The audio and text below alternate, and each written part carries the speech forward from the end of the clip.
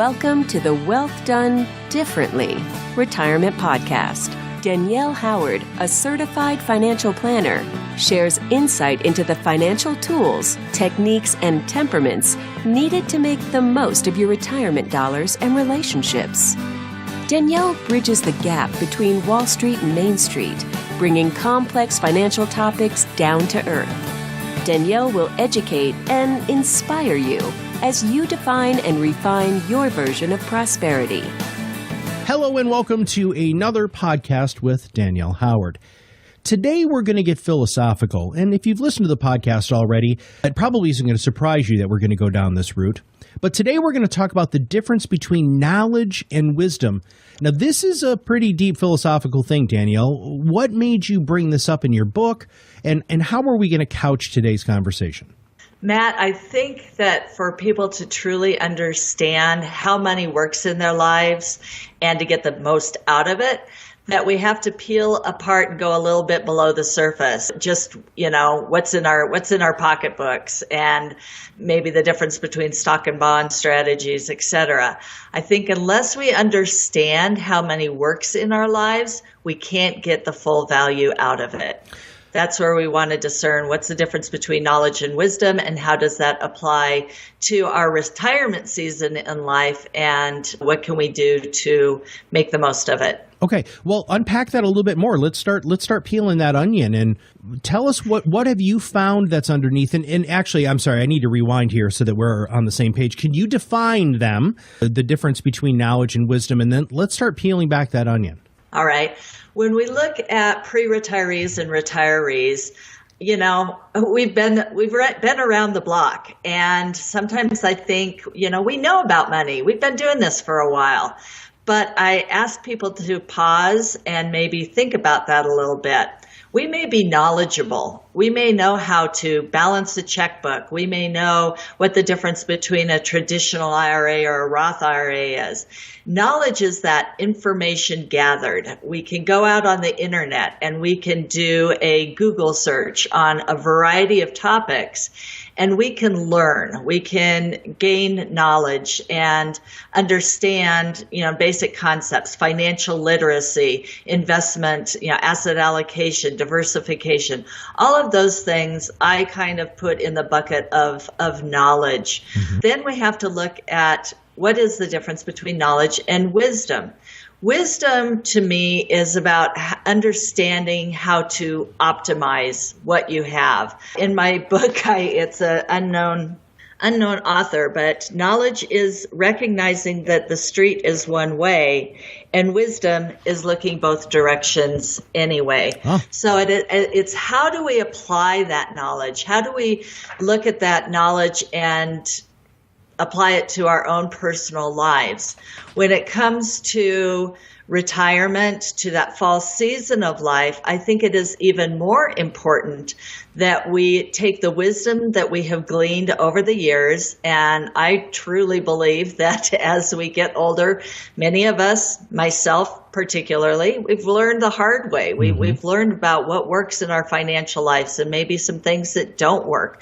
Now, how do we take that wisdom and apply it to our lives?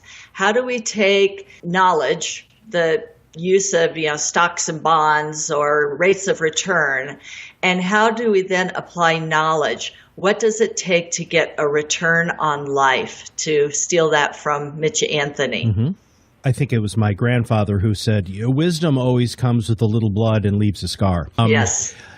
So when you start peeling back when you peel it back, are you peeling away just the surface level of education that people have to uncover their wisdom, or are you having that conversation to help impart wisdom longer term? I think it's a little bit of both. Okay. I think people, when they either come into my office, read my book, listen to our podcasts, read my blogs, my goal is to help them dig a little bit deeper than just the financial modalities, just the tools that are out there. Yes, those are very, very important. We need to understand that Social Security is available to us, and that if we continue to contribute to it, that at age 62, we can take it at early retirement, or we may want to push it off till full retirement, or what does it mean to leave it in there to delayed retirement? That's that knowledge. Then when I start asking clients deeper questions about what's important in their life in the areas of lifestyle, of how long they feel they are going to live. That's the big unknown out there. None of us have the magic crystal ball as to how long we're going to be around. What are you wanting to accomplish for your legacy goals? And how do we look at where Social Security fits into all of that? So again, that's a difference to me between that knowledge and then how do we apply wisdom to get the optimum amount out of Social Security based on a variety of different moving parts as to what is important to each one of us. And it may be different because each one of us has a different story. Each one of us has different goals. Each one of us has a different life that we are anticipating that we're going to, be living down the road. These are, as you just said, are very difficult questions. Do you mind sharing with the audience how you have scholastically and mentally prepared yourself to have conversations like this? Because as you had said, once you kind of get underneath the surface, that isn't always pretty and easy. Help us understand why you are not only qualified, but so experienced in having these conversations. I'm living it myself. I think that the conversations that Mark, my husband, and I have had, and the training I've had, whether it's through Money Quotient, through George Kinder, through Mitch Anthony, through the variety of life planners that are out there and helping the financial services world change the conversation with people, as well as providing us with the skill sets and the tools. It's primarily listening. It's asking basic questions about what's important in people's lives. And my hope is that through this podcast that we can start those conversations in our own families. Sometimes it's between a couple that they've never talked about what's important about money. All we hear is the media coming at us and what our neighbors are doing. And we put that into our own heads and say, okay, we're supposed to draw this line at age 65 and step over it into a life of ease and sail off into the sunset in white linen with a cocktail in our hand. But we don't want to buy into what the financial services world is telling us. We don't want to buy into what our neighbors are doing. We want to really search our own hearts, our own lives to come up with what is truly important about this fall season of life. And each one of us are on a little bit different journey. We can't create that continuum for everybody, that everybody's going to be in the same boat. And so that's what I love about this process is it's incredibly creative. It's incredibly individualized and unique. And if we can start these conversations, and if as financial advisors we can sit back and hear people's hearts and hear their stories, then I'm able to better put your financial tools, all those complex buckets of different types of income that are out there, whether it's Social Security, whether it's your 401k, whether it's your home equity or investment income from real estate. We can start putting those together to create that foundation of providing you the wind beneath your sails to accomplish what's important to you. Can you give us a couple more examples? So I think the examples of financial logic, that was very, very clear. Google, which is now, I think that's actually a verb, that you can jump on. You can watch YouTube videos on financial planning. You can do all of that stuff. That's going to take you to one level. Let's break down a little bit more of this financial wisdom.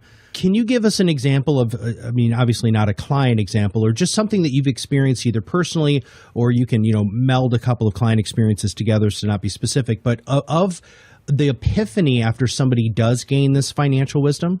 When a person is looking at how to bring income into their lives, you have a lot of different options.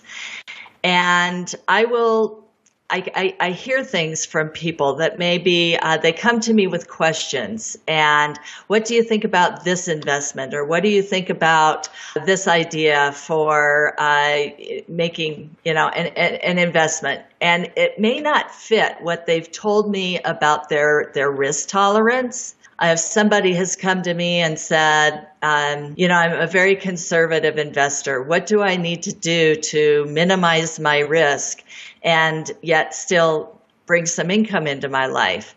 And then they start popping up with ideas over a variety of options that don't fit who they are. I need to be able to wrap it back around to let's revisit your goals, what you're trying to accomplish, and let's peel apart your idea about this particular investment, because it may be a lot more risk than you were willing to put on the table. And I try to be an advocate for people to help them understand the different elements of whatever type of investments I'm either bringing to the table or they're wanting to get involved with. But we need to circle back around to why are they doing these investments? Why is it important for them to, one, continue to grow in their retirement, rewirement season? And what are the best tools to use for that? Because if there is a disconnect between what is important to them and the tool that they're trying to use, they're going to have dis-ease. If we get into a market environment that is a little volatile, they're not going to want to stick with their plan. So we need to set things up to where they're going to be successful no matter what happens in their economic season, life season, or financial season that they are experiencing. Well, a perfect example. I love that. Is very clear. That makes an enormous amount of sense. If they don't have that real connection with the plan, with the strategy and technique that you guys have come up with together, then they are going to come in, with their sleeves rolled up and, have shaved their head and start yelling at you about buying this sort of stock and this sort of bond, right? So that to me is a really, really great idea. How do you help sharpen people's tools? How do you help gain that or help them uncover that wisdom? What would be some good things that our listeners could do today? And after they do these things, then they'll be even more prepared to give you a call. As they are moving towards retirement and looking at what is important to them, again, we want to define what does that mean to you. So start having those conversations with the people who are going to be impacted by your financial decisions in this season of life. Usually it is a significant other. It's the person you're sitting across the table, looking at them in the morning and going, wow, what's going to unfold during our day, and what financial decisions do we need to make to facilitate everything that we want to accomplish in life. And when you start having these conversations, so many times, again, we fall into this idea of it's all about what our retired neighbors are doing. It's what we're seeing everybody doing on Facebook. It's what the financial services industry has said it's supposed to look like. It's the conversations that people have had at cocktail parties. And I've heard over and over again, I'm going to take Social Security as soon as I can because I know it may not be there. And I know that there has been some recent press on what Social Security is going to be looking like down the road. I think we need to harness that emotion that comes in any of those different areas, whether it's the fear of missing out, what we call FOMO now. And do we want to use that to drive our decisions, or do we want to, is it going to be in a positive direction, or is it going to, have us take more risk? We want to be really careful. So for example, with the fear of missing out, we can either use that to move us in a positive direction. We can say, these are the things that are important to me in my life, and how do I use my financial resources. It doesn't matter what Joe Schmo is doing and what I see them doing on Facebook. I'm not going to feel bad about myself if I'm not traveling the world or if I'm not experiencing this, because I'm accomplishing what's important to me. That's what it boils down to, is really taking that introspective look over what is important to you and the people who are affected by your financial decisions, and then putting the tools and techniques and temperaments into place to support you with that. Is that getting us where we need to go? Absolutely. That's fantastic. It all begins with that conversation, right? Yeah, and I hate to make it sound so simple, but really it is. I think so many times we want this complex formula. We want this, we want to feel really, really smart. And a lot of times wisdom is very, very simple. And we need to, it's okay to be simple. It's okay to take a look at what's important and how it plays out in our daily life. And then we'll grow the complexity on top of that. So, for example, you've got that little itty bitty seed that grows into a great big sequoia. The tree is incredibly complex. It's huge. It's beautiful. But it starts out with that little bitty seed.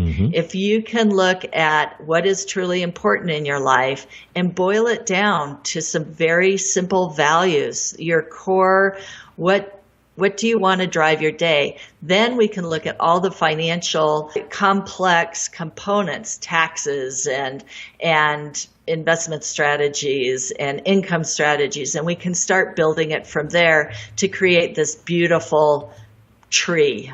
Great analogy, and I think that's a great way to end the podcast today. A simple question can lead, just like that simple acorn or that simple seed can lead to an amazing tree. A simple question, and truly having somebody in your corner who listens, who is there for you to bounce these ideas off of, to redirect, rephrase, reframe, help you focus and gain greater focus on what this fall season of your life looks like, I think is something that more financial services professionals need to do. And there aren't very many people out there like Danielle who feel comfortable in this realm. So Danielle, I just want to thank you for you being prepared and trained to have these conversations. You're welcome. If people want to take it from there, you can download a copy of my monetary manifesto from my website, DanielleHoward4letteru.com. You can learn about my upcoming 8-week retirement course that we've got coming up this summer of 2018. And you can check out how to work with us individually by going to wealthbydesign4letteru.com. Thank you very much. And if you have not subscribed to the podcast yet, make sure you click that subscribe now button below.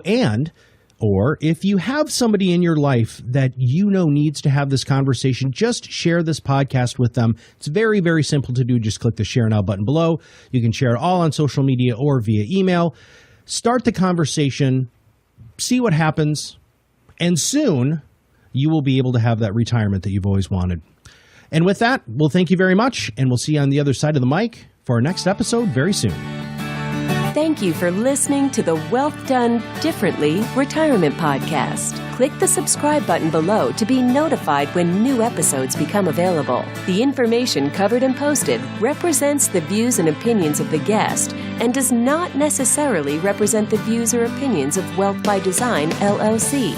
The content has been made available for informational and educational purposes only. The content is not intended to be a substitute for professional investing advice. Always seek the advice of your financial advisor or other qualified service provider with any questions you may have regarding your investment planning. Danielle Howard, Certified Financial Planner, is an investment advisor representative of Cambridge Investment Research Advisors, a registered investment advisor.